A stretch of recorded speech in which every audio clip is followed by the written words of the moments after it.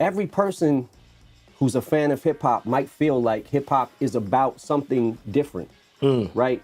It ain't about lyrics. It's about how good you flow in your cadence, right? Hip hop was not born in the 80s with big chains and boomboxes.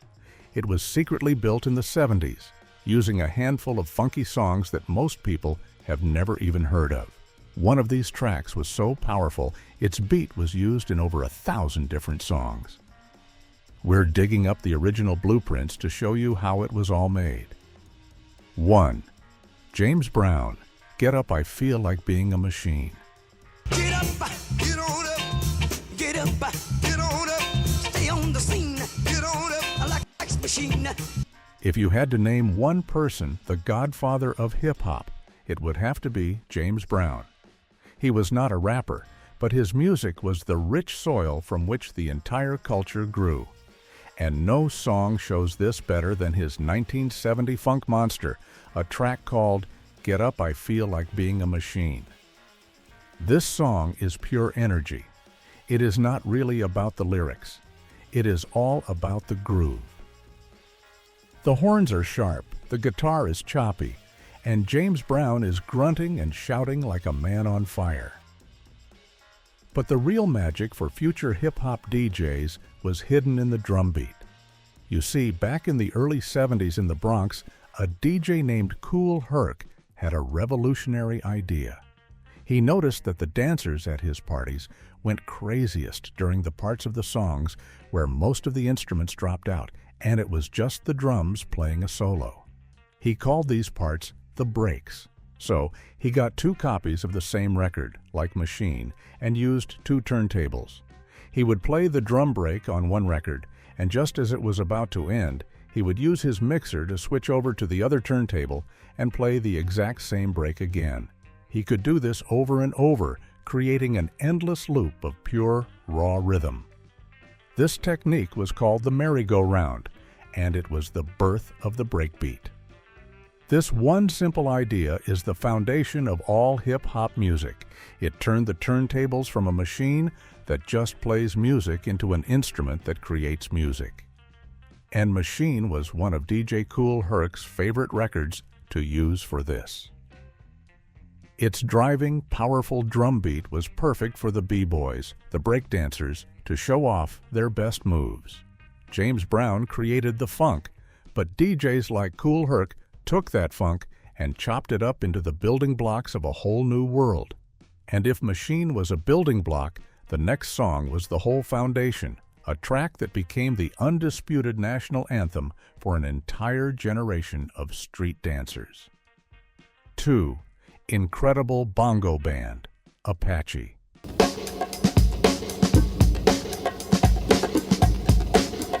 If there is one song that can be called the true anthem of hip-hop culture, it is Apache by the Incredible Bongo Band. The craziest part is that the band was not even a real band. It was a project put together by a record producer in 1972 to create soundtrack music.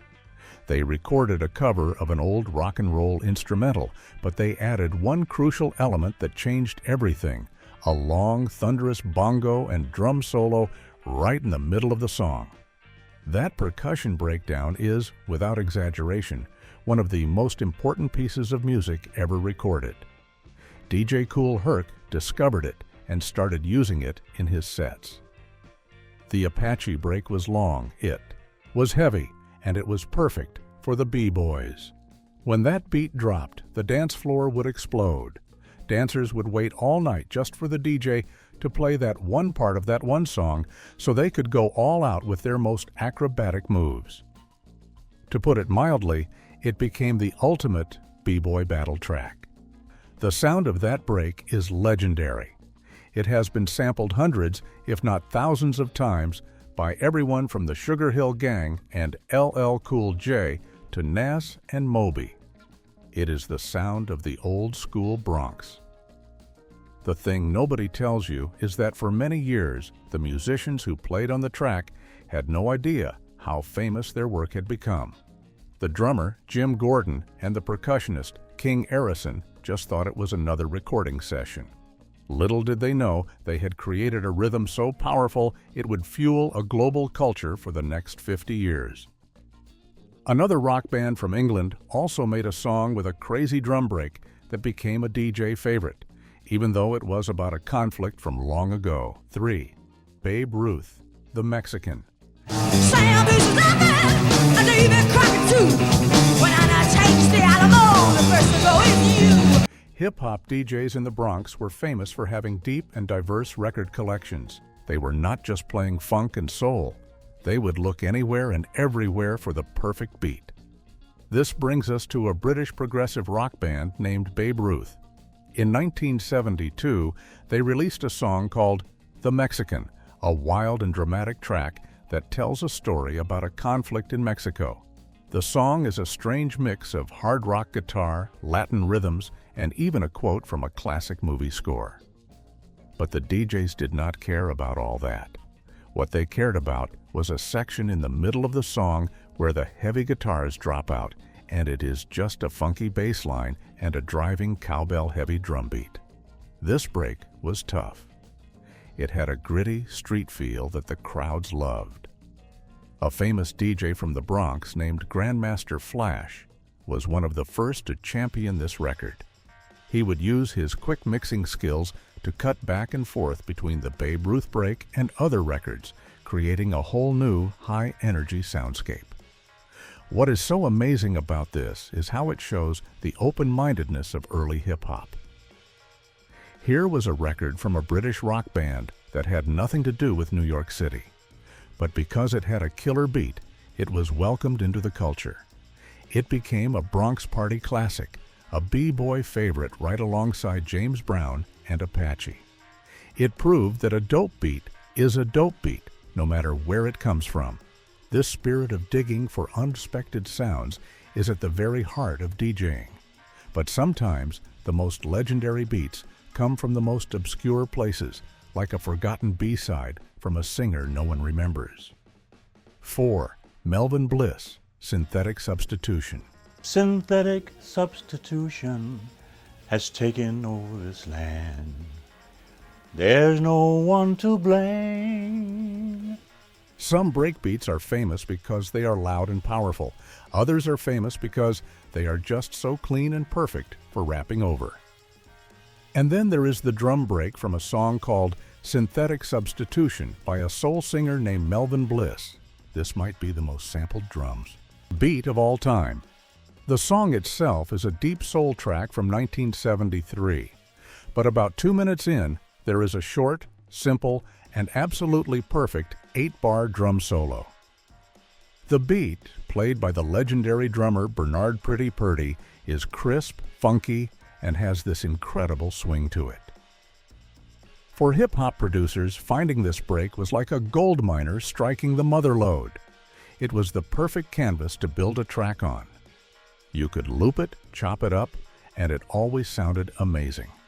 According to the website Who Sampled, this one drum break has been used in more than 1,000 songs. That is a mind-boggling number. Just about every major hip-hop artist you can think of has used this beat at some point. It is the backbone of classic tracks by ultramagnetic MCs, NWA, Wu-Tang Clan, and countless others. It is one of those sounds that even if you do not know the name of the original song, you have heard it 1,000 times. The story of Melvin Bliss himself is a bit sad, as he never saw much money from the song's incredible legacy. But his one forgotten track gave the hip-hop world a gift that keeps on giving, the perfect beat. From a male soul singer to a powerful soul sister, our next track comes from another member of the James Brown family who gave us not one, but 2 legendary samples in the same song. 5. Lynn Collins, Think About It. Written and produced by James Brown, was one of the biggest successes of 1972. It's called Think, and she is the female preacher, Lynn Collins. James Brown was a master at finding incredible talent, and one of the most powerful voices he ever produced was a singer named Lynn Collins. She was known as the female preacher because of her strong, soulful delivery. In 1972, she recorded a song called Think About It, which was written and produced by James Brown himself. The song is a funky anthem of female empowerment, with Lynn telling her man to think about what he is doing. The song is fantastic all the way through, but for hip-hop, the magic happens at about 1 minute and 21 seconds in. The band drops into a groove and Lynn screams, "Yeah, woo!" That moment, followed by a driving drum break, has become one of the most famous and versatile samples in music history. The "Yeah, woo" vocal sample alone has been used in hundreds of songs to add a shot of energy. You have heard it everywhere, even if you did not realize it. But there is more. The drum break from that same section is also an all-time classic. It has been sampled by everyone from Snoop Dogg to Janet Jackson. The most famous use of the beat, however, is in the 1987 hip-hop classic It Takes Two by Rob Bass and DJ Easy Rock. They loop that energetic beat and the "Yeah, woo" sample to create one of the biggest party anthems ever. Lynn Collins's powerful performance gave the world not just a great song, but a whole toolkit of sounds that producers have been using to make people dance for decades. The James Brown production factory was truly a gift to hip-hop, and our next track from him features a drummer whose work became so legendary he earned his own nickname. 6. James Brown, Give It Up or Turn It Loose. See, I gotta hear that, but I know I can do it. If I can hum it, I can play it. We have to go back to the godfather of soul one more time because his catalog of breakbeats is just that deep. The original version of Give It Up or Turn It Loose came out in 1968, but it is the re-recorded live version from 1970 that really set the world on fire. This version is faster, rawer, and has an insane amount of energy. The star of the show here is the drummer, Clyde Stubblefield, often called the Funky Drummer. His drumming on this track is a masterclass in funk. But there is one specific part that became holy grail material for DJs. It is the breakdown section where Clyde plays a syncopated, almost frantic drum solo. DJ Kool Herc and other pioneers would get 2 copies of this record and use the merry-go-round technique to loop this section into a frenzy. It was pure rhythmic chaos, perfect for the most athletic b-boys to do their craziest moves. What many overlooked is that Clyde Stubblefield was never credited or paid royalties for the countless times his drum patterns were sampled. His beats became the foundation for so much hip-hop, from Public Enemy's Rebel Without a Pause to countless others, yet he remained largely unknown to the general public. His story highlights the complex relationship between hip-hop's creators and the musicians whose work they built upon. This track, with its high-octane drum solo, is a perfect example of how DJs could take one small moment from a record and turn it into the main event. James Brown was so good at this, he even released records that were basically just instructions for DJs. 7. James Brown, Hot Pants, Bonus Beats. Do you write most of your own songs? Yes. And arrange them? Right. How many musical instruments do you play? About 8. By the early 70s, James Brown and his band were so in tune with their audience that they seemed to know exactly what made people move. They knew the power of the groove, and specifically, the power of the drum break. In 1971, he released a single called Hot Pants. But it was a special version on the record that was a game changer. It was called Hot Pants Bonus Beats. This was not really a song. To put it mildly, it was more like a DJ tool. It was a track that consisted of just the drum beat and a few guitar scratches.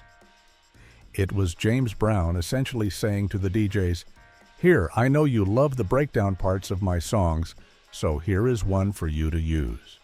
He was basically creating a breakbeat record on purpose. This was revolutionary.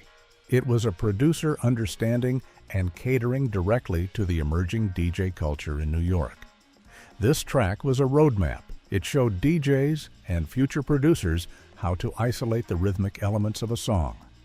It was a stripped-down, bare-bones groove that was perfect for mixing, scratching, and eventually rapping over. It is another example of how James Brown was not just a musician, but a visionary who could see where music was heading. He understood that the rhythm was the key, and by releasing a track like Bonus Beats, he was handing that key directly to the pioneers of hip-hop. While James Brown was the king of funk in America, a musician from Africa also created a sound that would travel across the ocean and into the Bronx. 8. Manu Dibango, Soul Makossa. And then I start to play pa pop pop, and then one of the stuff Dropped. drop. Hip-hop has always been a global music, pulling sounds from all over the world. One of the earliest and most important international influences came from an artist from Cameroon, Africa, named Manu Dibango. In 1972, he released a song called Soul Makossa. The song was a fusion of jazz, funk, and traditional African rhythms. It was hypnotic and incredibly danceable, but the part of the song that would become legendary was a simple vocal chant. Near the end of the song, Dibango and his singers chant a phrase in their native language, Mamako, Mama Sa, Mako Mako Sa. This chant was so catchy that it started to get noticed by DJs in New York City's underground club scene. One of those DJs played it for a party, and the crowd went wild. The record quickly became a massive, unexpected hit in America, one of the first songs by an African artist to do so. Its influence on hip-hop is huge. First, it brought a new international flavor to the parties in the Bronx. But its biggest moment came years later, in 1982, when Michael Jackson used a very similar chant in his song "Wanna Be Startin' Something." This led to a famous legal case which Dibango won. But even before that, the Makossa chant had been woven into the fabric of music. It showed early on that the sounds of hip-hop could come from anywhere on the globe, connecting the streets of New York to the rhythms of Africa. From Africa, we traveled to Germany for another futuristic sound that would change everything. 9. Kraftwerk, Trans-Europe Express.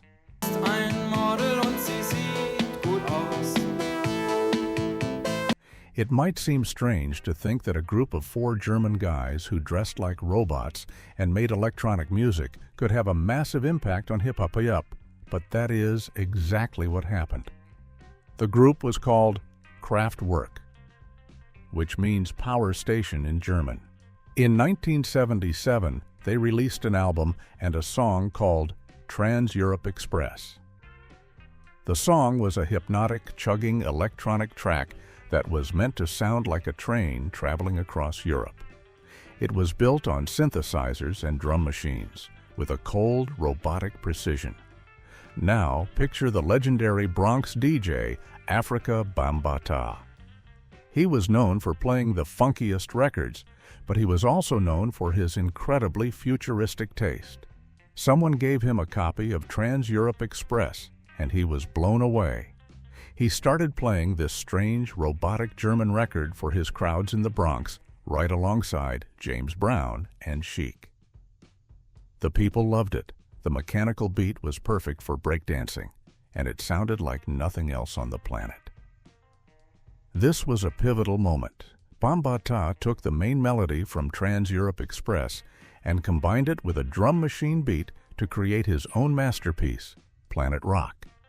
That one song created an entire new genre called electro-funk and changed the sound of hip-hop forever. It proved that the source material for a hip-hop classic did not have to be Black American funk. Music, it could be anything, even German electronic music. It opened the door for a whole new world of sounds.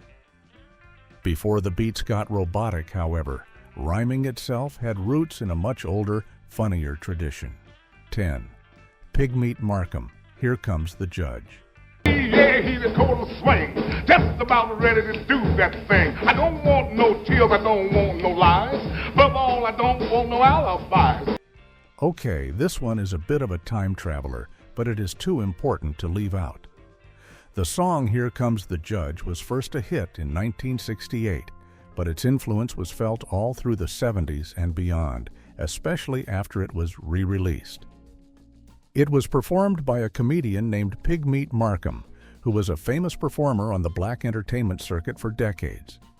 He had a popular comedy routine where he played a funny rhyming judge. The routine became so popular that he turned it into a song. And what a song it is. It is a call and response track where Pigmeat, as the judge, delivers his silly verdicts in rhyme over a funky beat. He starts by saying, hear ye, this court is now in session," before laying down lines about all sorts of funny courtroom cases. This was not singing. This was rhyming to a beat. It was comedic, it was catchy, and it was, for all intents and purposes, a rap song. It even had a hook, that famous phrase, "Here comes the judge." The song was a top 20 hit, meaning that millions of people heard this style of rhyming over music long before hip-hop had a name. The thing nobody tells you is how this comedic style of rhyming influenced the first generation of party-rocking MCs. The early rappers in the Bronx were not telling super serious stories. They were trying to get the party started, make people laugh, and boast a little. The playful call-and-response nature of Here Comes the Judge was a perfect early example of how to engage a crowd with rhymes. It is a classic piece of proto-rap that showed that rhyming for fun had a place on the radio. But what happened when the rhyme stopped being funny and started telling a story of revenge? 11. James Brown, The Big Payback. Now, you're involved in publishing a gospel magazine. Tell us a little bit about that. The Second Coming. James Brown was not just about the funky beats. He was also a master storyteller and a proto-rapper in his own right. In 1973, he released a song called The Big Payback, and it was different. It was not a party song. This was a dark, slow-burning groove that felt more like the soundtrack to a tough guy movie.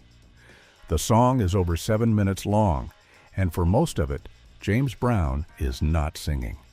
He is talking. He is telling a story about getting revenge, about settling a score. He is mad, and he is not afraid to let you know it. He speaks with a raw, street-level poetry, saying things like, "I'm mad, I want to get back, need to get back, got to get back." This style of spoken word delivery over a funky beat is a direct ancestor of rapping. He is not just talking. He is talking in rhythm, using his voice like another percussive instrument. He is boasting and telling a story of street justice. What many overlooked at the time was that this was a blueprint for what would later become a huge part of hip-hop. Years later, when rappers in the late 80s started telling more gritty and realistic stories about life in their neighborhoods, they were following the path that James Brown laid down with The Big Payback. The song's angry, confrontational tone and its narrative style can be seen as an early root of what was to come. Artists from Ice Cube to Tupac would later sample this song, but more importantly, they would channel its spirit. It showed that funk music could be more than just a good time. It could be a way to express frustration and tell a powerful story. From a story of payback to a message of empowerment, our next song had a simple title that became a motto for a generation. 12. Charles Wright and the Watts, 103rd Street Rhythm Band, Express Yourself.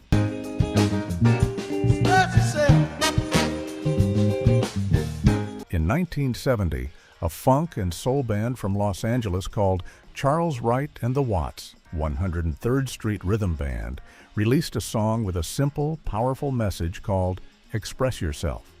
The song itself is a masterpiece of funk. It is built on a laid-back, infectious groove with a clean guitar riff and a punchy horn section. Charles Wright's vocals are a mix of singing and talking, urging listeners to be true to themselves and not be afraid to show the world who they are.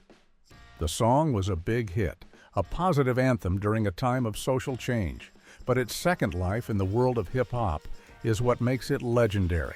You see, that clean, open groove was a sampler's dream. It had space, it had bounce, and it was funky. Fast forward to 1988. A group from Compton, California called NWA was about to release their groundbreaking album, Straight Outta Compton. For one of their most famous songs, also called Express Yourself, producer Dr. Dre needed the perfect beat. He took the main groove from the Charles Wright original, sped it up a little, and put a harder drum machine beat under it. The result was magic. It took the positive, funky vibe of the original and gave it a hard, West Coast edge. It became one of NWA's most famous songs, a track where Ice Cube could deliver his powerful rhymes without any harsh language. The sample was so perfect that it became forever linked with NWA. This is a prime example of how hip-hop producers could act like musical historians, digging through old records to find a forgotten gem and give it a brand new life for a new generation. But while all these foundational sounds were being made, who was the first to actually put rapping on a record and sell it? The answer is not who you think. 13. The Fatback Band, King Tim III, Personality Jock. I got 22 years of experience of your women loving me. Go ahead. I know what I just said should be the other way around. Yeah. Many people are crazy about Rapper's Delight, and they think it was the beginning of everything. But history is a funny thing, and the real story is a little more complicated. Just before the Sugar Hill Gang dropped their worldwide smash, a veteran funk group called the Fatback Band released a song that holds the true title of the first ever commercially released hip-hop track. The song was called King Tim III, Personality Jock, and it was originally just a B-side, the less important song on the back of a record. The band had been making music for years, and they were known for their tight funk grooves. They were at a party and saw how the crowd was going wild for the local MCs, or masters of ceremonies, who were rhyming over the music. The band's leader thought, why do we not try that on a record? So they got their friend, a radio DJ named King Tim III, to do a party chant over one of their funky beats. It was not as complex or story-driven as Rapper's Delight. It was more like a hype man getting the crowd going, shouting things like, "You just clap your hands and you stomp your feet." You see, because it was released so close to Rapper's Delight and did not have the same massive promotion, it got overshadowed. It is like being the first person to invent a new kind of soda, but the second person has way better commercials and becomes a household name. Still, for the true historians of hip-hop, King Tim III is a hugely important song. It is the real ground zero for recorded rap, the first time a band tried to capture the energy of a live Bronx party on vinyl. And while they may have been first, the song that truly took that sound to the mainstream was built on a disco beat that was dominating the airwaves. 14. Chic, Good Times. Please welcome Chic singing Good Times. Let's set the scene. The year is 1979, and disco music is the king of the radio. Everywhere you go, you hear that thumping four-on-the-floor beat. One of the biggest bands in the world was named Chic, and they had a monster hit called Good Times. The song was pure disco magic, smooth and groovy, but the thing nobody tells you is that the most important part of that song was not the singing. It was the bass line, played by a genius musician named Bernard Edwards. That simple, bouncing bass line was so catchy, it made the whole world want to dance. That bass line is one of the most famous and influential in music history. It is the sound of sophisticated, late 70s cool. The song was a #1 hit and was the soundtrack to that entire summer.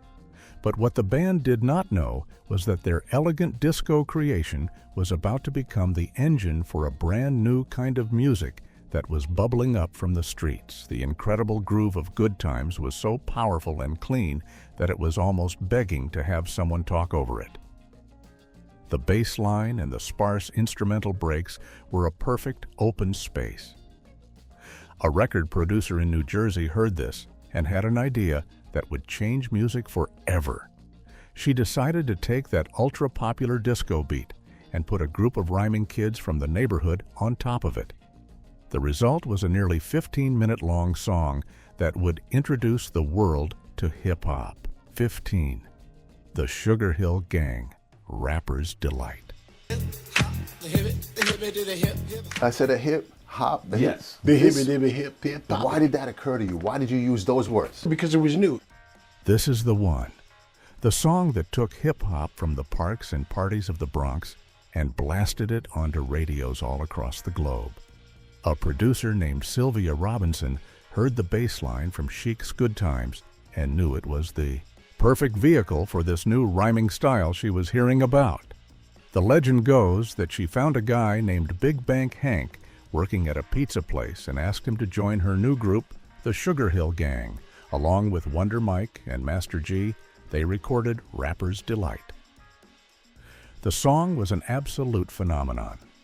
It was nearly 15 minutes long, an epic of boasting, storytelling, and party rhymes. They talked about everything from bad food at a friend's house to having a fancy car. The opening lines, I said a hip-hop, the hippie to the hip-hop, a you do not stop, are now legendary. For most of the world, this was the first time they had ever heard anything like it. It was fun, it was fresh, and it sounded like the future. What many overlooked is that Chic was not happy about it at first. The band's leader, Nile Rodgers, was at a club and heard the song and was shocked. He and Bernard Edwards had to take legal action to get credit and payment for their music. But in the end, that borrowed bass line kicked open the door for everything that came after. It became the first ever rap song to become a huge commercial hit, selling millions of copies and proving that rap music could be a real business. But now that rap had a group, the next step was to create a solo star. 16. Curtis Blow, Christmas Rappin'. I'm the guy named Curtis Blow, and Christmas is one thing I know. So every year, just about this time, I celebrate it with a ride. By the end of 1979, the music world was buzzing. This new thing called rap was a surprise hit, and record labels were scrambling to find the next big star. Enter a young man from Harlem named Curtis Walker, who went by the stage name Curtis Blow. He was not just another guy rhyming at parties. He was charismatic, stylish, and had a vision. He became the very first rapper to be signed to a major record label, Mercury Records. This was a massive deal. It meant the big music companies were finally taking hip-hop seriously. For his very first single, they decided to do something completely wild and unexpected. Instead of a party track, they released a Christmas song. Christmas Rappin' was a bold move. The song tells a funny story about Santa Claus showing up to a Christmas party in Harlem. Curtis Blowsteel was confident and clear, and he painted a vivid picture with his words. The song was a hit, and it did something very important.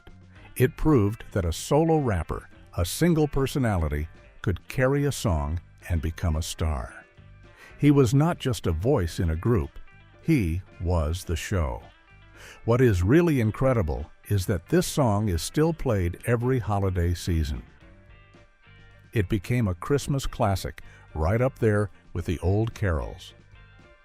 Curtis Blow went on to have a long and successful career with more hits like The Breaks. But his first single showed the world that rap could tell stories, have a sense of humor, and be commercially successful with a single, marketable star at the center. While New York was busy creating rap stars, a group down in Detroit was cooking up a totally different sound, mixing funk with futuristic robot noises. This strange new style would eventually create a whole new branch of hip-hop.